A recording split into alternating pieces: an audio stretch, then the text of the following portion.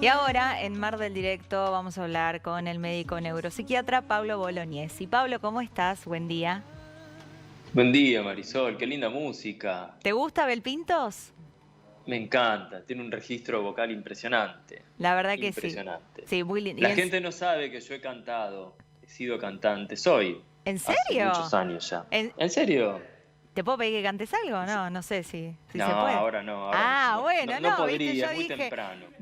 si se anima, bueno, ¿quién te dice que en unos días más te tenemos acá en el piso y nos puedas cantar algo? Queda ahí la invitación. ¿Te, te parece que Pero vení al no, piso. yo no tengo problema, No, no yo no importa, tengo te problema, esperamos en el cantamos, piso cantamos. y después vemos si cantás o no. De eso no vamos a Dale, estar un placer. hablando, no vamos a estar hablando hoy, no va a cantar Pablo, no se Hoy de preocupen, canto no. no, por supuesto, porque hoy es el Día Mundial del Parkinson y de eso vamos a hablar. Sí, vamos a hablar, es un día muy importante. Yo sé que hay muchos televidentes que están padeciendo esta enfermedad o que tienen familiares que la padecen. Y bueno, primero vamos a definir qué es la enfermedad de Parkinson. Es una enfermedad neurodegenerativa, como el Alzheimer, o sea que se van perdiendo a lo largo del tiempo neuronas, se van perdiendo porque van muriendo estas neuronas. En este caso son neuronas que se encuentran en un sector del tronco encefálico que se llama mesencéfalo. Hay una parte que se llama sustancia nigra, son como dos linitas negras, porque tienen esa coloración las neuronas, y que fabrican un neurotransmisor muy famoso ya en este programa, que es la dopamina, Ajá, que además de intervenir en circuitos relacionados con el bienestar, con el placer, con los proyectos, intervienen también en circuitos que regulan el movimiento. Es la segunda enfermedad neurodegenerativa más frecuente. ¿Y a quiénes afecta? Fundamentalmente afecta a personas mayores de 60 años, si bien hay un porcentaje que entre el 4 y 10% de afectados que tienen 40 años o a veces menos de 40 años. Caso muy famoso, el caso del actor norteamericano Michael Fox, o Michael G. Fox, el ujú, protagonista de Volver al Futuro, que comenzó a los 35 años, si no me equivoco, muy con joven, esta enfermedad, muy joven, con lo cual tiene muchos años de progresión, entonces se ve un deterioro mucho más marcado. En los claro. pacientes mayores, el curso en general es un poquito más benigno. ¿Y con qué se asocia? Las causas no son 100% conocidas, hay factores genéticos bastante ya marcados, pero también hay factores ambientales, exposición prolongada a pesticidas o múltiples traumas cráneoencefálicos repetidos. Acá tenemos otro caso famoso, el boxeador Cassius Clay, seguramente Braulio está muy al tanto de este caso, de Mohamed Ali, que tuvo un Parkinson también muy temprano. ¿Cuáles son los síntomas del Parkinson?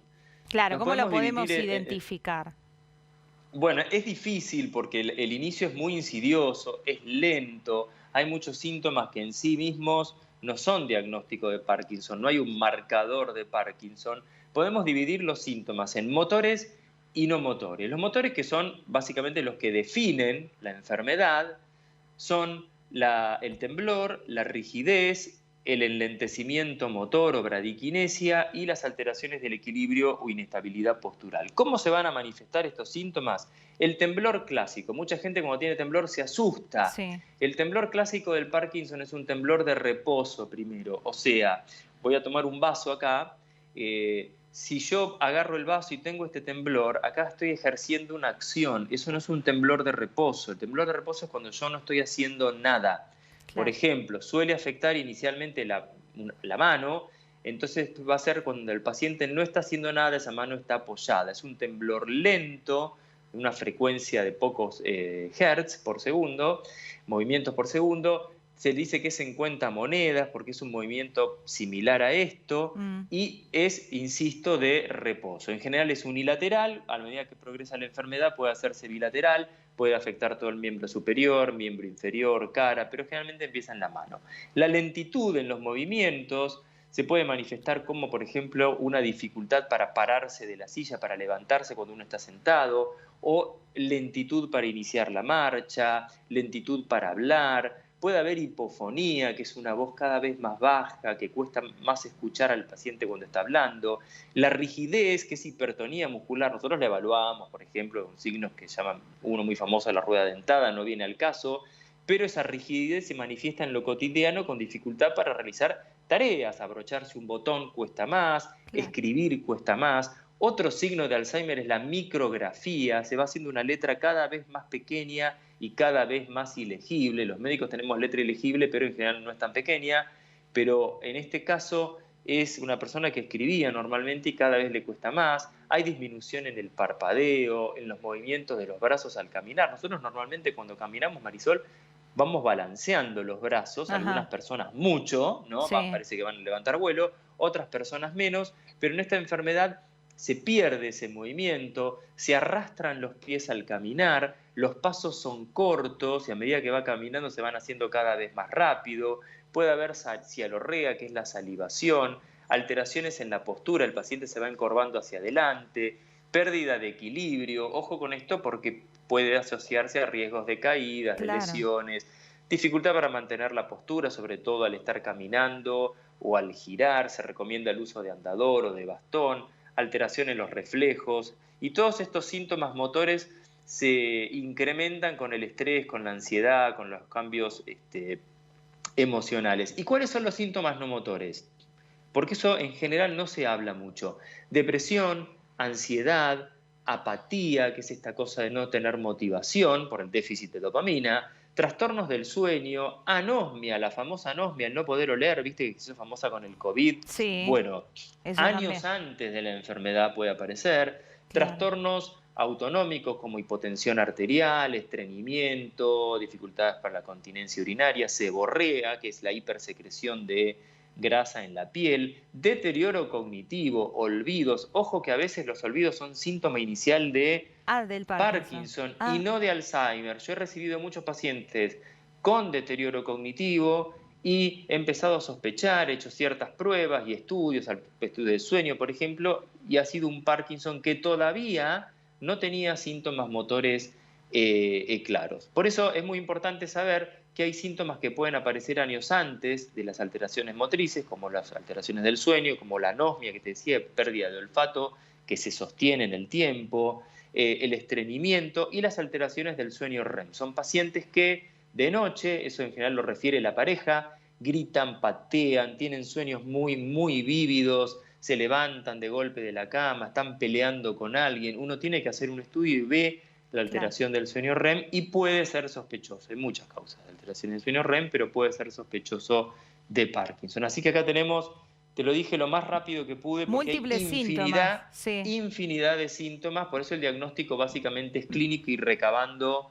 recabando síntomas, ir sumando cantidad de síntomas y viendo la evolución del paciente. Y Ya ya cuando para aparecen. finalizar, Pablo, ¿cuál es el tratamiento de esta enfermedad? Una vez que aparecen los síntomas y recurren al profesional, ¿cuál es el tratamiento? Y el tratamiento básicamente consiste en disminuir los síntomas, en mejorarlos. Muchas veces se puede disminuir algunos de estos síntomas y enlentecer la progresión. Son enfermedades que no tienen cura. Tenemos tratamientos farmacológicos. Hay un déficit de dopamina. Yo no le puedo dar dopamina al paciente porque la dopamina no llega al cerebro, no pasa una barrera que se llama hematoencefálica, pero sí se pueden usar fármacos que mejoran las vías dopaminérgicas, que son, por ejemplo, la levodopa, agonistas dopaminérgicos, inhibidores de la monoaminoxidasa B, liberadores presinápticos de dopamina. Todos estos fármacos aumentan el tono dopaminérgico y disminuyen los síntomas. Esto a nivel farmacológico. También tenemos tratamientos de rehabilitación y tenemos, cada vez se van implementando más tratamientos que no eran tan habituales antes, como por ejemplo la estimulación magnética transcraneana. Yo creo que estamos viendo imágenes, se hacen descargas magnéticas a través de Sí, las vimos. electrodos en el exterior de la cabeza, y tenemos tratamientos quirúrgicos. El más conocido es la estimulación cerebral profunda, en la cual se implanta un electrodo dentro del cerebro que llega a núcleos motores, que son los que están afectados, por ejemplo el núcleo subtalámico, y se le coloca al paciente en la zona del pecho a nivel subcutáneo un dispositivo que es una especie de marcapasos con un cablecito que va también por debajo de la piel y se conecta a ese electrodo y que va liberando descargas eléctricas para ir corrigiendo las alteraciones en la secuencia de liberación de dopamina de esos núcleos. Estos tratamientos quirúrgicos están siendo cada vez más utilizados, no solamente para el Parkinson, también para la depresión, también para otras patologías, Bien. pero bueno, muchas veces se tiene que recurrir a este tipo de tratamientos cuando los Por fármacos o supuesto. no funcionan o ya perdieron efecto. Muy bien. Pablo, como siempre, muchas gracias, ¿eh? No, gracias a ustedes y aparte por difundir esta enfermedad que causa tanta preocupación y tanta limitación en tanta gente que la sufre, ¿eh? La incidencia es alta, así que consultar a tiempo, como siempre decimos, es muy importante. Tal cual, muchas gracias. Hablábamos con el médico neuropsiquiatra, con Pablo Bolognesi, esta vez del Parkinson.